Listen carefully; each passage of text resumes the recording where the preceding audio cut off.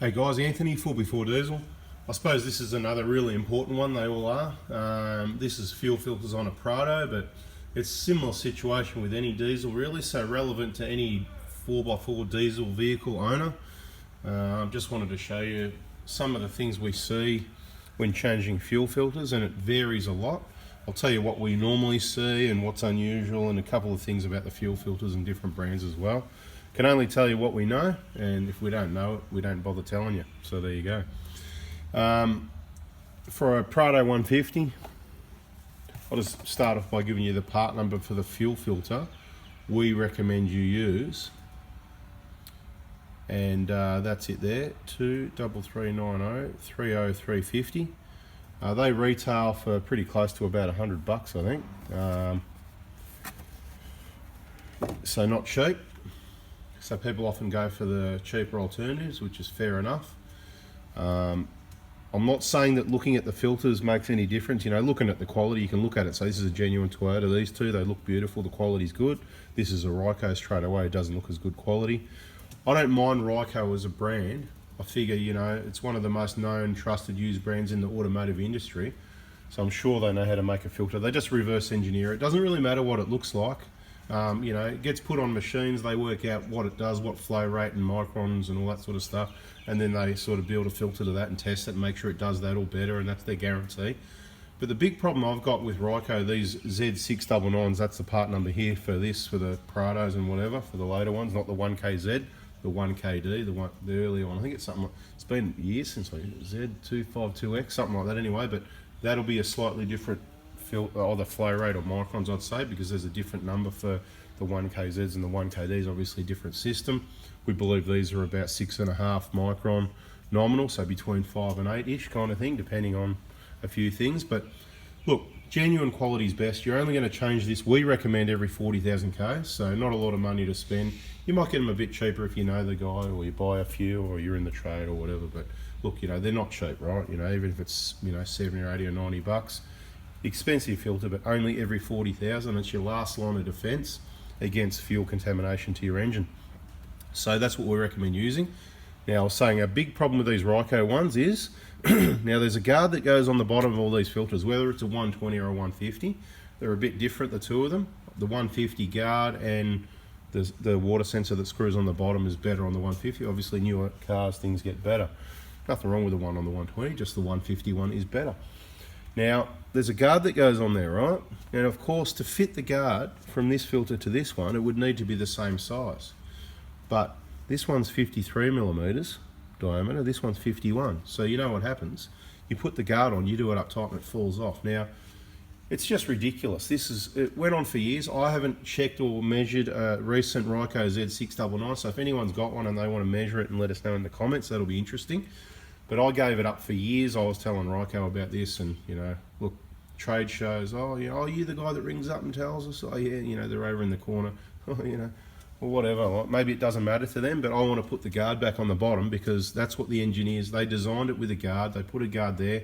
The way I do stuff is genuine parts, and we do it as per procedure, unless there's a better way that we know absolutely is better, which there's not many things with that. I mean, you know, it's another story, but look, we want the guard on there, okay? So genuine filter it is, genuine quality, it looks better. So that's one part about, you know, which filters to use. You can use other cheaper brands if you want. You can go to Burson's and get the, what is it, I can't even forgotten the brand, something with an N, Nippon or something, whatever anyway. Now they look all right, 20 or 30 bucks even, cheap as chips, right?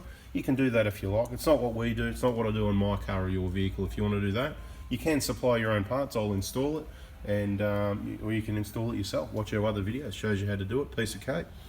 Now, a bit about fuel now. A lot of people go to BP, you know, BP's the best, BP truck stops and high turnover, and BP, everyone knows BP's the best and it's got the best cetane rating, and, well, maybe old information, and, you know, it gets contagious. Somebody says something, someone agrees, and then all of a sudden it's the best thing and the way it's done forever. And they've got good marketing, ultimate names and all sorts of things, and I'm not going to say whether it's good or bad. I'm just going to tell you what I know, okay? There's a lot of the fuels shared between all the companies, so the base fuel is probably pretty much the same, more or less. And then there's additives that get mixed in, which is different from one to the other. So there is slightly different fuels, but I'm tipping that You know, whether it's BP, Caltex or Shell, you're not going to get a substandard fuel from one more than the other. It's going to be much the same. What makes a big difference is the fuel transfer situation. So I suppose how clean the trucks are, how clean the hoses are, how clean the tanks are at the servos, whether you went there and filled up just after the tanker left or while the tanker's there. Because this is what we've seen, and there's been a pattern. I've got to tell you, to be honest, the pattern is BPs have been the worst, okay? So out of all the fuel filters we've changed where I've found stuff like that and asked people, they've said BP. This is BP in, I reckon it's Diamond Creek to be called, near the end of Yan Yan Road in Victoria, across the road from the Woolworths Caltex that I'd prefer to go to. Lucky I've never been to the BP. But that's what came out of this filter, which I believe was changed. I think I changed that at 80,000 Ks when we were back still persisting with these years ago. But after years of that, and we've given up and we've gone, no, we're going genuine now, it's the way to be. So 120, I've just changed the filter. That's this filter. Sorry, I'm getting confused actually. Forget about those two, that's another car. There's a new one of these on the vehicle now at 120. This is from 80, and in 40,000 Ks, that's what came out. Look, so the filter's doing its job, no problem, but look what's in there, right? We're going to get to the next one in a minute. That's what normally comes out, or what, this is one I changed this morning, right now, okay? And this one over here is one from yesterday. I haven't got the fuel from that, but much like this, you know, a little bit more rubbish in there than this, but nothing like this. This is uncommon. We do see it, don't get me wrong. It's not like it never happens, but it might be 1 in 10 or 1 in 20. I haven't really done numbers on that, but just want to show you inside the filter as well. So, like, so if you look in there, I don't know if you can see in there, let me grab a light. There's a lot of gunge and debris and things that you don't normally see in there, okay? So let's just see if we can see, right? See if we can get you to see what's going on in there. You can see what I can see. Even the colour of the fuel, I don't think you're going to be able to see. This is going to be impossible. You need to come and see me for this sort of stuff, or change your own. I don't know if you can see that. Yeah, there's not much to see, but it's pretty average looking in there. There's like a layer of gunge. I can't really show you what I want to show you, but look, it's very dirty in there. So look, obviously the filter does its job. So there's haters out there that want to bag Ryco. I'm not bagging Ryco because of the quality of their filters. Sometimes people pick on how neat these holes are drilled and whatever. Look, as long as there's not bits of metal falling off, that one doesn't look too bad, and I've seen worse. So I get it, but as long as they're designed and built and they work, you know what I mean? I don't have an issue really. The issue is that bottom there being 2 millimeters too small and the guard falling off, which renders it useless to replace it for an OE fitment, you know, the way it was designed by the manufacturer. So nothing wrong with how the filters work in my opinion, but that's filthy and that's another BP job, right? It's up to you if you want to go to BP. I'll just let you know the facts how it is. I'm not bagging BP or not, I'm just telling you what came out of a BP server. Same as it came out of it, there's a fairly new-ish BP somewhere around Cranbourne or something on the highway, a lot of truck I don't know it, to be honest, but the last one that I had that looked like that came from a BP, and that was the BP out there, so just be careful of those. Could be particular servos, maybe they've got true roots going into their tanks and that's dirt. I've got no idea what it is really, I'm not analysing it too closely. You can have a look, see if you can figure it out. Now this one here, off a car this morning, he fills up at a Caltex in, what do you say, sort of Laverton, Trigonina or something like that. There's a fairly new one anyway, but I just want to show you. So this, his funny thing is, his fuel light, you know, the pressure sensor came on at about 150,000 Ks, and he came and saw me, we changed the filter. No worries. And now it's only done 200, so it's only done 50. And this is why we recommend changing them every 40,000, because we do see this, not all the time. Some cars will go for 200,000 Ks, but we do see them around the 40, 50,000 K onwards starting to play up, which is why we recommend, there's reasons why we recommend everything. That's why we recommend changing them at 40. And then you think, all the older cars, they were every 30 or 40, so, well, what's wrong with every 40? Let's just stick to that. So I just want to show you though, how clean that fuel is in comparison, right? There is debris in there, the filter's doing its job, but you compare the pair, compare the pair, compare the pair. We call this video Compare the Pair, I haven't decided that yet. Look, you can look in there, you know it's doing its job. It's a lot cleaner in there. For the same basic kilometres, I can't, again, that light not showing you too well. I haven't got that black on the inside of the surface head. There you go, I don't know if you can see in there. Look, that, take my word for it, that is, it's doing its job. The element's black, but all the debris are not in there. And you can even see, look on the screw thread, compare that one, how clean and white it is, compared to that one and just inside it, right? Right. Compare the pair, right? And the one we did yesterday, I think, was that yesterday? Same deal, clean fuel in it. Look, a bit of crap in the thread, but I think that was more dirt from me going like that, and then it gets into the thread, if you know what I mean. That one's actually quite a bit cleaner. If you look at that element, I'll even show you that if I can. Why would that be? I don't know, but that one's quite clean, the colour of that. That's still white in colour, which if you're changing your filter and you still see it white in colour and there's not much coming out, I'd say, you know, maybe don't do it that often because it could be a waste. Where this one is, it's only done, like we said, about 50,000 k's. It's quite black, it's not really black. So the pressure light came on again with this one. So that's coming at 150 and 200.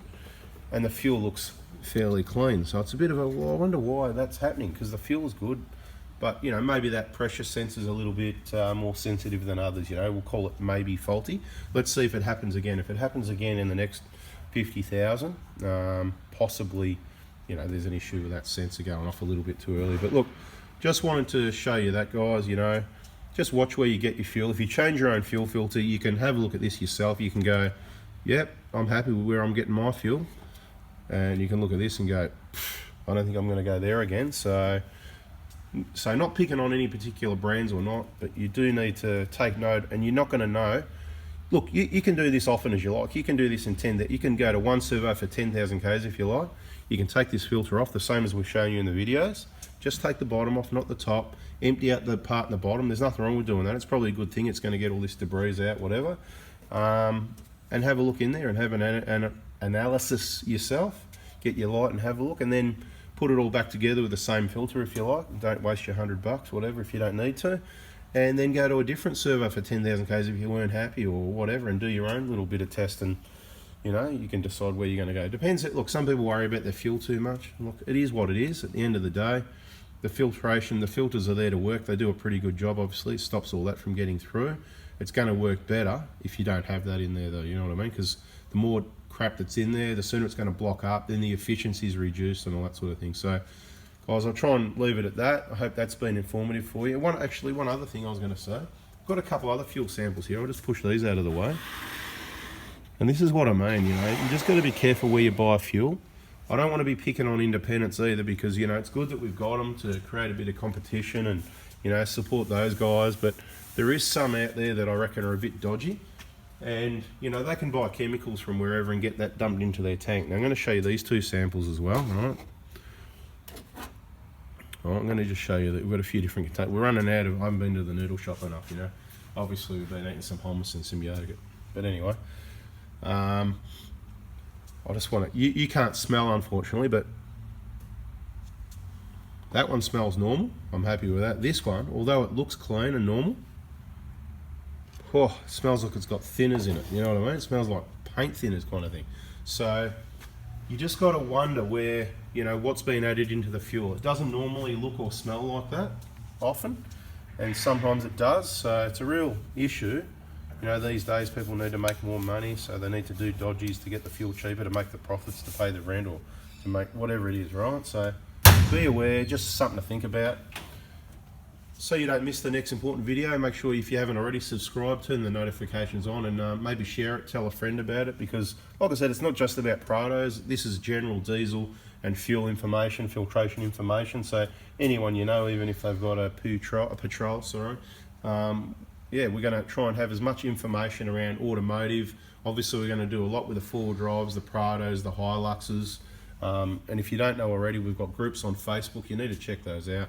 Yeah, I'll tell you what they are. I'll go and get you a. No, I won't. We'll just leave it. You know. Look, you know, we've got a few groups on. You got to look at the other videos. It's in the other videos. At the end of the videos, I've got the sheet with the Facebook groups and names and stuff like that. If you want to ask questions and get more information and request information, that's the place to do it. I don't have heaps of time to go and answer all the comments and stuff on the YouTube channel. We've got to sort of manage the time a bit. It's easier to do in the groups, and I might not answer on a group. I might not see it because, like I said, very busy, but I'll do my best. I'm usually pretty good at getting back to people, and I might read a question and make another video rather than answer it. So once again, guys, thanks for watching. Appreciate your support. Have a nice day. See ya.